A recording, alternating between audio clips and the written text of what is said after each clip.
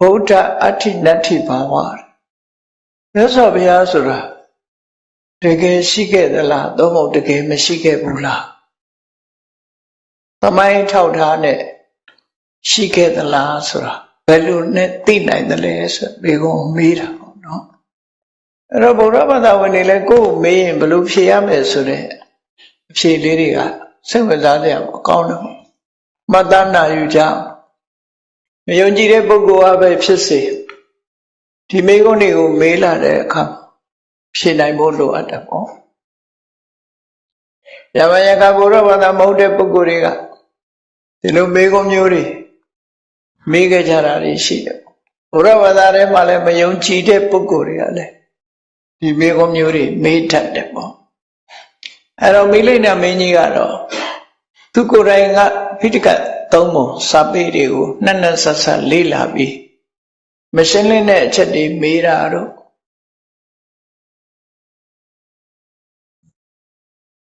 သူကိုယ်တိုင်ကဘုရားကိုမယုံကြည်သူတော့မဟုတ်ယုံကြည်သူဖြစ်တယ်ပေါ့သို့တော်လည်းဒီလိုမေးခွန်းတွေမေးမယ်ဆိုလို့ရှိရင်ဘယ်လိုဖြေကြမလဲဘယ်လိုဖြေသလဲဆိုတာကိုသူသိရှိနားလည်ခြင်းလို့မေးတာလည်းဖြစ်နိုင်တယ်ပေါ့အဲ့တော့သူကမေးခွန်းနဲ့စားတယ်သူကဘုရားရှိမရှိဆိုတဲ့နေရာမှာအရှင်နာဂသေနာတဲ့အရှင်ဘုရားဗုဒ္ဓကိုယ်တိုင်မြင်မှုသလားဆိုမေးခွန်းနေဒီမေးခွန်းကစကားခတ်တော့မဲ့ဆိုတာဟောဆိုဘုရားပြိဋိဘံစံသွားတာနှစ်ပေါင်း900နီးပါးရှိတယ်အဲ့မှာဘုရားကိုကိုယ်တိုင်မြင်ခဲ့တာလားဆိုမေးခွန်းမေးတာနော်သူစတင်မေးလိုက်တော့ဗုဒ္ဓတရားဒိဋ္ဌောရှင်ဘုရားကိုယ်တိုင်ဗုဒ္ဓကိုမြင်ခဲ့ဘူးသလားလို့ဆိုရှင်နာဂသေနာဖြေတယ်နာဟိမဟာရသမမြင်ဘူးပါဘူးတဲ့ဘုရားကိုသူကိုယ်တိုင်မမြင်ခဲ့ဘူးပါဘူးတဲ့မမြင်ခဲ့ဘူးလို့ဖြေတဲ့အခါကျထပ်မေးတယ်ရှင်ဘုရားမမြင်ခဲ့ဘူးဆိုရင်ရှင်ဘုရားဆရာတွေရောဘုရားကိုမြင်ခဲ့ဘူးသလား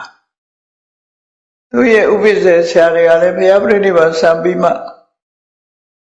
ပြိဋိဘံစံပြီးနှစ်ပေါင်း900နီးပါးခန့်ကြမှာပေါ်လာတဲ့ပုဂ္ဂိုလ်တွေကိုအဲ့တော့ဖြေတယ်သူတို့လည်းမမြင်ဘူးပါဘူးတဲ့သူကိုယ်တိုင်လည်းမမြင်ဘူးသူဆရာတွေကလည်းဘုရားကိုမမြင်ဘူးမတွေ့ဘူးအဲ့လိုဆိုလို့ရှိရင်တေနဟိနတ္ထိဗုဒ္ဓောမမြင်ဘူးဆိုလို့ရှိရင်ဘုရားမရှိဘူးပေါ့တဲ့ဒီလိုပြောတဲ့စကားမျိုးသူကကပ်ပြီးတော့မေးတဲ့ပုံစံမျိုးလောကမှာမြင်ဘူးမှရှိတယ်လို့ပြောလို့ရတာမှမဟုတ်တာမမြင်ဘူးတဲ့ရှိနေမမွေးခင်ကကိုယ့်အဖေကိုမြင်ဘူးကြလို့လားနော်မမွေးခင်ကဘယ်သူမှမြင်ဘူးတာမဟုတ်အမေလည်းမမြင်ဘူးအဖေလည်းမမြင်ဘူးမွေးလာပြီးတော့မှဒါအမေဒါအဖေဆိုပြီးမှတ်သားချဒီလိုအဲ့တော့ဗုဒ္ဓဆိုတာကိုကိုယ်တိုင်လည်းမမြင်ခဲ့ဘူးကိုရောဆရာတွေကလည်းမမြင်ခဲ့ဘူးဆိုရင်ဒီလိုဆိုရင်ဗုဒ္ဓမရှိဘူးပေါ့လို့ဒီလိုပြောတာအဲ့တော့ရှင်နာဂသေနာသူ့ကိုပြန်ပြီးတော့မေးခွန်းထုတ်တယ်ကိမ္ပနမဟာရာဇဟိမဝတိဥဟာနတိတရားဒိဋ္ဌဟိမဝတ္တမှာအဲ့ဒီခေတ်တုန်းကဥဟာဆိုတဲ့မြစ်ကြီးရှိတယ်ဒီမြစ်ကတခြားနေရာမှာတော့မတွေ့ဘူးအခုဝိလိဏပညာမှာသာလေဥဟာလို့မြည်ရတဲ့မြစ်ရှိဟိမဝတ္တတောင်ပေါ်မှာဒါကတော့တောင်ကြားမြစ်ဆိုတာရှိနေတာဗမာပြည်မှာလည်းမြစ်တွေအများရှိတာပဲလေဒုဋ္ဌဝတီမြစ်တို့ဘာလို့ဆိုတာတချို့လူတွေမြင်မှုချင်မှမြင်မဲကောင်းမြစ်တို့မြစ်တွေဆိုတာတော့ရှိတာသီပေါမြို့နယ်နေတဲ့လူတွေကသီပေါမြို့နာကပ်ပြီးတော့ဒုဋ္ဌဝတီမြစ်ကစီးသွားတာစီးသွားတော့သီပေါမြို့ကလူတွေကတော့ဒုဋ္ဌဝတီမြစ်ကမ်းမှာနေချတော့ဒီမြစ်ကိုသိကြ ဝေးလံတဲ့ဒေသပုဂ္ဂိုလ်တွေကတော့ဒီနေ့ကိုသိမှာအဲ့တော့ဟိမဝန္တာတောင်ဆိုတာလူသူရောက်ပေါက်နေတဲ့နေရာမှာမိရိဒမင်းကြီးကလည်းဟိမဝန္တာတောင်နှစ်ဆက်ဆက်အကုန်သူရောက်ဖို့မဟုတ်ဘူးအဲ့ဒါကြောင့်မို့ဟိမဝန္တာတောင်ကသမိုင်းသဘောအရဟိမဝန္တာတောင်မှာဥဟာဆိုတဲ့မြစ်ရှိတယ်မြန်မာပြည်မှာတောင်မှပဲမေခမေလိခဆိုတဲ့အေယဝတီရဲ့အစမြစ်တွေဟာမရောက်ဘူးတဲ့လူကြတော့ထူးဆန်းတယ်အဲ့မေခမေလိခရဲ့အထက်မှာတခါရှိသေးတယ်မူလာရှိတီဆိုတာရှိသေးတယ်ဘုဒ္ဓအုပ်ပဲမူလာရှိတီဘုန်းကြီးတို့တောင်မနစ်ကမှမြင်မှုတဲ့အဲ့ဒီမြစ်ကိုမူလာရှိတီကနေပြီးတော့စီလာအဲ့တော့ကိုမရောက်ဘူးတဲ့နေရာဆိုရင်တော့မြင်ဘူးဖို့ဆိုတာမတမခိုင်းဟိမဝန္တာမှာဥဟာဆိုတဲ့မြစ်ရှိတယ်ဥဟာမြစ်ကိုသင်မင်းကြီးမြင်ဘူးလားလို့ဆိုမမြင်ဘူးပါဘူးတဲ့သင်မင်းကြီးရဲ့ဖခမည်းတော်ရောအဲ့ဒီမြစ်ကိုမြင်ဘူးသလားဆိုဖခမည်းတော်လည်းမြင်ဘူးတယ်လို့ပြောဘူးတဲ့ဒီလိုဆိုရင်ဥဟာမြစ်ဆိုတာမရှိဘူးပေါ့တချို့ကိစ္စတွေကြတော့စကားကတ်လို့ရှိရင်အကတ်နဲ့ပဲပြန်မေးရတယ်သူကနော်ကတ်တဲ့စကားနဲ့ပဲပြန်မေးရတယ်အနုဘုဆိုလို့ရှိရင်ပြဿနာမပြေတတ်ဘူးပေါ့ဒါဖြေတဲ့နေရာမှာစီကံလိမ္မာကျွမ်းကျင်မှုလို့ဆိုရှင်နာကသေနာကမိဂွန်အဖြစ်ထုတ်တဲ့နေရာမှာလိမ္မာကျွမ်းကျင်တော့မိလိန်နာမင်းကြီးကိုပြန်ပြီးတော့သူကမိဂွန်တွေပြန်ထုတ်တာပြန်ထုတ်တော့ဒီလိုဆိုလို့ရှိရင်သင်မင်းကြီးကိုယ်တိုင်လည်းဥဟာမြစ်ကိုမမြင်ဘူးဟိမဝန္တာတောင်ကဥဟာမြစ်ကိုမမြင်ဘူးသင်မင်းကြီးရဲ့ခမည်းတော်ကြီးကလည်းမမြင်ဘူးဆိုတော့ဟိမဝန္တာတောင်ကဥဟာမြစ်မရှိဘူးပေါ့မမြင်ဘူးရင်မရှိဘူးပေါ့လို့ဒီလိုမှတ်ချက်ဆွဲလိုက်တဲ့အခါကျတော့ဘာပြောတော့ဆို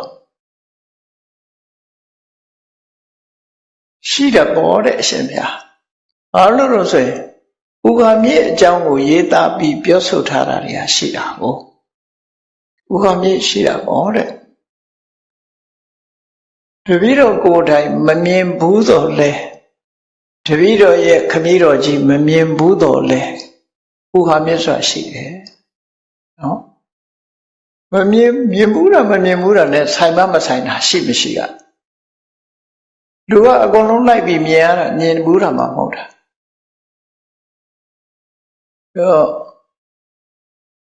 အဲ့မမြင်ဘူးလို့မရှိဘူးဆိုတဲ့ပုံစံမျိုးနဲ့ပြောတဲ့အခါကျတော့လိမ္မာပတ္တဆိုမေဝနေပြန်ပြီးတော့မေးတဲ့အခါမှာသူ့အဖြေပေးပြီးသားဖြစ်သွား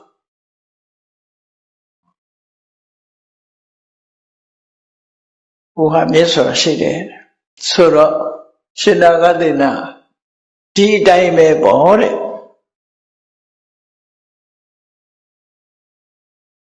ငါလည်းမမြင်ဘူးငါရဲ့ဆရာတွေလည်းမမြင်ဘူးဒါပေမဲ့လို့ဘုရားဆိုတာရှိတယ်ဒီလိုပြန်ပြီးတော့သူကဖြေလိုက်တာပေါ့နော်အဲ့တော့ဖြေဆိုမှုနဲ့ပတ်သက်ပြီးတော့လိမ္မာကျွမ်းကျင်မှုသင်ကြားပို့ချပေးတယ်ပေါ့မိလိန်နာမင်းရဲ့မိဂွန်ဟာရုတ်တရက်ဆိုရင်ကြောင်သွားနိုင်တယ်ပေါ့ဘုရားရှိလားမရှိလားဆိုတဲ့မိဂွန်ဟာမမြင်ဘူးရင်မရှိဘူးဆိုတဲ့ conclusion ကိုဆွဲမဲ့သဘောသူကလောက်တယ်လောကကြီးမှာမမြင်ဘူးပဲနဲ့ရှိနေတာတွေအများကြီးပဲပင်လယ်ထဲမှာအလွန်ထူးဆန်းတဲ့သတ္တဝါတွေနော်မမြင်ဘူးတောထဲမှာအလွန်ထူးဆန်းတဲ့သတ္တဝါတွေမြင်မှုကြတာမဟုတ်သို့တော့တစားနဲ့လောကမှာထူးခြားတဲ့အရာတွေဟာစူးစမ်းလေ့လာသူတွေကဒီကနေ့ခေတ်တော့ကင်မရာတွေနဲ့ရုပ်ပုံလွှာတွေမှတ်တမ်းတင်ပြီးတော့ပြတဲ့အခါမှာတော်တော်များများလူတွေဟာသိရှိလာကြမြင်ဘူးလာကြအစိတ်ကိုမမြင်ဘူးတော့လည်းပဲပုံကိုမြင်ဘူးလာကြ